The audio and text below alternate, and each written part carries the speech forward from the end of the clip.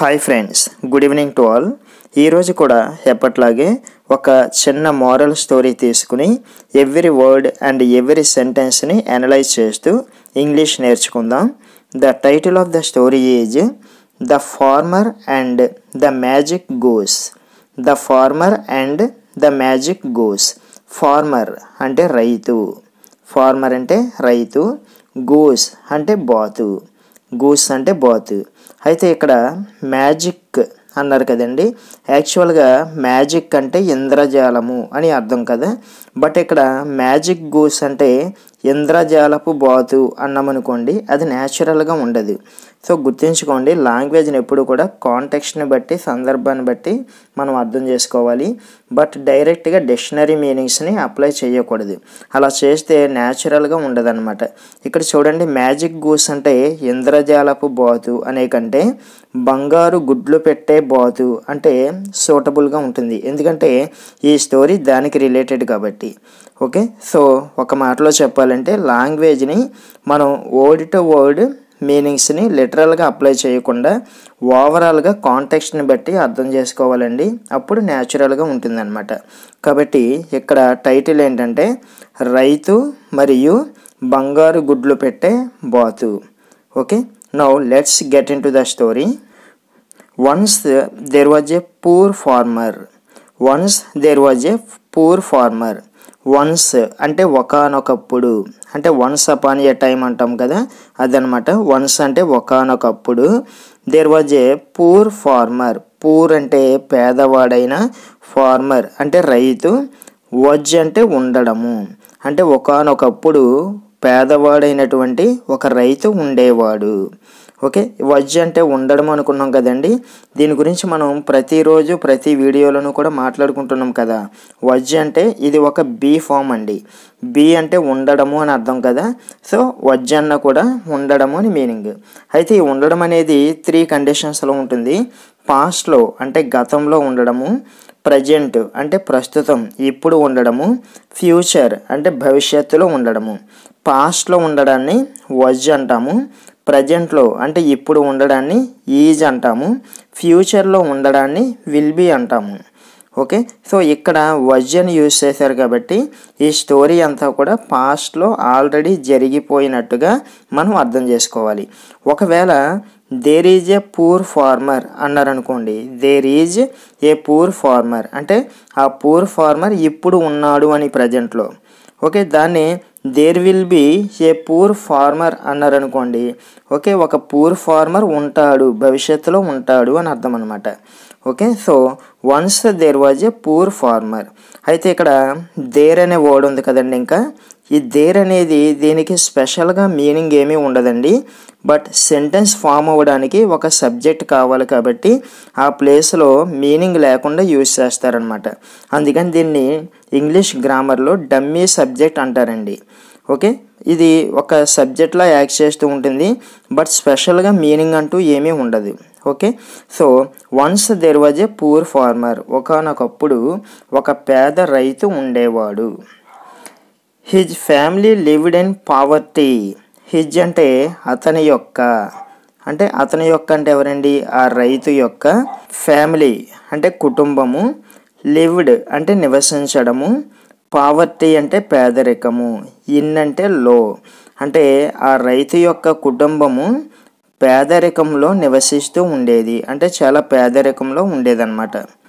కాబట్టి he was very sad. Okay, he అంటే అతడు, అతడు అంటే ఆ ఫార్మరు, వాజ్ వెరీ సాడ్ చాలా విచారంగా ఉండేవాడు. చూసారా, వజ్ అని వచ్చింది. వజ్ అంటే ఉండడము. అతను చాలా విచారంగా ఉండేవాడు, ఎందుకంటే అతని ఫ్యామిలీ అంతా కూడా పేదరికంలో ఉండేది. అయితే one day he was bonded with a magic goose. Okay, one day అంటే ఒక రోజు. He was బోన్డ్. బోన్ అంటే వరము, వాజ్ బోర్న్ అంటే వరం ప్రసాదించబడము. ఓకే, హీ వాజ్ బోర్న్ అంటే అతను ఒక వరం ప్రసాదించబడ్డాడు. అంటే ఎవరి చేత అనేది స్టోరీలో ఇక్కడ మెన్షన్ చేయలేదు. అయితే ఇది ప్యాసివ్ వాయిస్లో ఉందన్నమాట అండి. Okay, active voice passive voice గురించి మీరు వినే ఉంటారు కదా. సో ఇది ప్యాసివ్ వాయిస్లో ఉంది. అసలు యాక్టివ్ వాయిస్ ఏంటి, ప్యాసివ్ వాయిస్ ఏంటి, ఏది ఏ సందర్భంలో యూజ్ చేయాలనేది ఒక స్పెషల్ వీడియోలో తర్వాత మనం మాట్లాడుకుందాం. ఓకే, ఒకరోజు అతనికి ఒక వరం ఇవ్వబడింది. ఏంటా వరం అంటే with a magic goes. Okay, with అంటే తో, విత్ ఏ మ్యాజిక్ గోస్ అంటే ఒక అద్భుత శక్తులు కలిగినటువంటి ఒక బాతుని అతనికి వరముగా ఇవ్వబడింది. అంటే ఎవరో ఒక సాధువు కానీ ఋషి కానీ ఇచ్చి ఉండాలన్నమాట, ఒక వరంలాగా ఇచ్చి ఉండాలి. సో అలా ఇవ్వబడింది.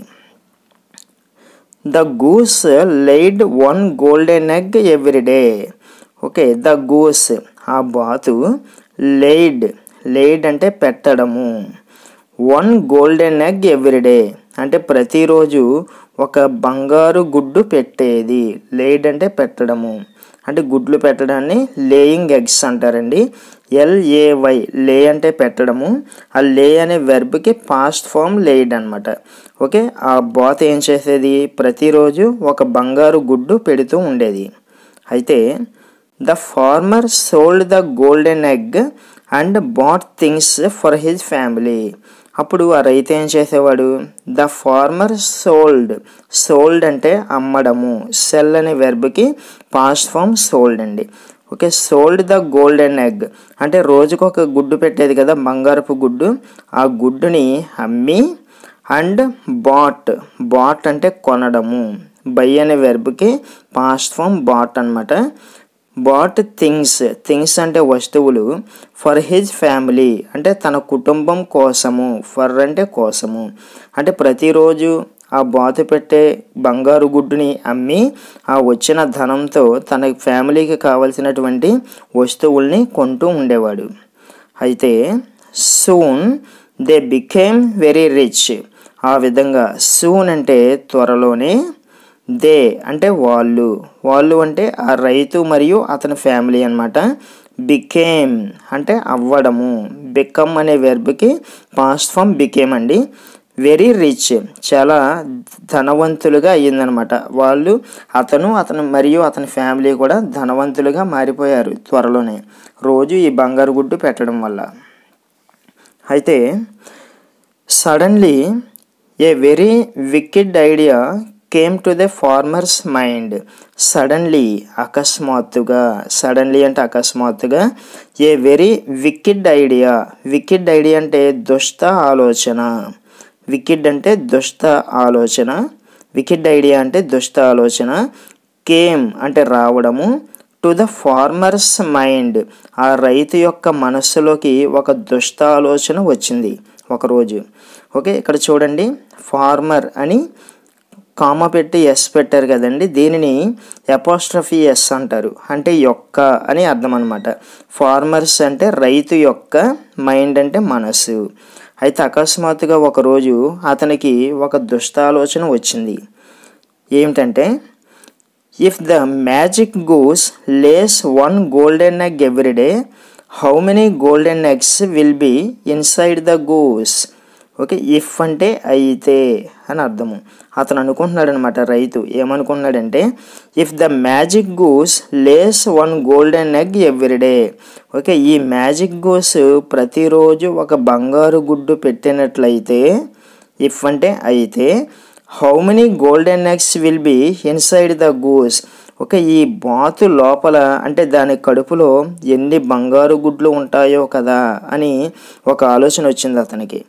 అప్పుడు ఏమనుకున్నాడు, if I cut open the goose. Cut open అంటే కోసి తెరవడము, అంటే కోసి ఓపెన్ చేయడము. If I cut open the goose కాబట్టి ఈ బాతుని కట్ చేసి అంటే కోసేసి ఓపెన్ చేస్తే, I will become still rich in a single day.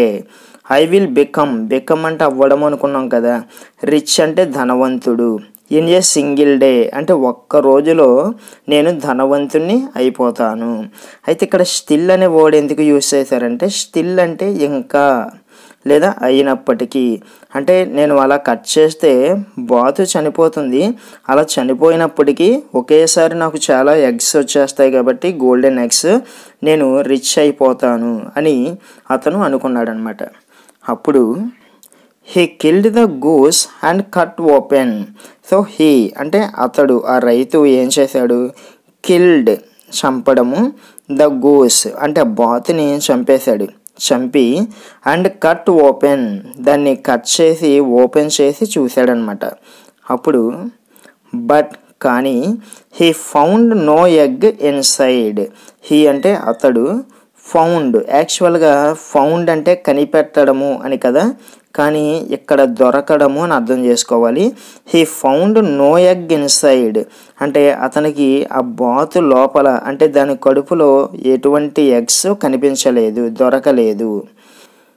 Because of his greed, because అంటే వలన, because of his greed, greed అంటే దురాశ, బికాజ్ ఆఫ్ హిజ్ గ్రీడ్ అతని దురాశ వలన he lost his magic goose and the golden egg. Last అంటే పోగొట్టుకోవడము, okay, అతడు తన దురాశ వలన ఆ మ్యాజిక్ గూస్ని పోగొట్టుకున్నాడు, రోజుకొక గోల్డెన్ ఎగ్ పెట్టేది కదా, ఆ గోల్డెన్ ఎగ్ను కూడా పోగొట్టుకున్నాడు. కింద ఒక చిన్న కొటేషన్ ఇచ్చారు చూడండి. Greed is the root cause of miseries. Greed is the root cause of miseries. Greed అంటే దురాశ, రూట్ కాజ్ అంటే మూల కారణము, రూట్ కాజ్ అంటే మూల కారణము, మెజరీస్ అంటే దుఃఖాలు, మెజరీస్ అంటే దుఃఖాలు, అంటే greed is the root cause of miseries అంటే దురాశే అన్ని దుఃఖాలకు మూల కారణము. దురాశ దుఃఖమునకు చేయటం అంటారు కదండి, ఆ మీనింగ్ అన్నమాట. So friends, this is today story. రేపటి వీడియోలో మరో ఇంట్రెస్టింగ్ స్టోరీతో మళ్ళీ ఇంగ్లీష్ నేర్చుకుందాం. మీకు ఈ వీడియో నచ్చినట్లయితే తప్పకుండా లైక్ చేయండి, షేర్ చేయండి. And if you are watching our channel for the first time, please subscribe to our channel and activate the bell icon so that you will get notified whenever I upload a video. Thank you so much for watching.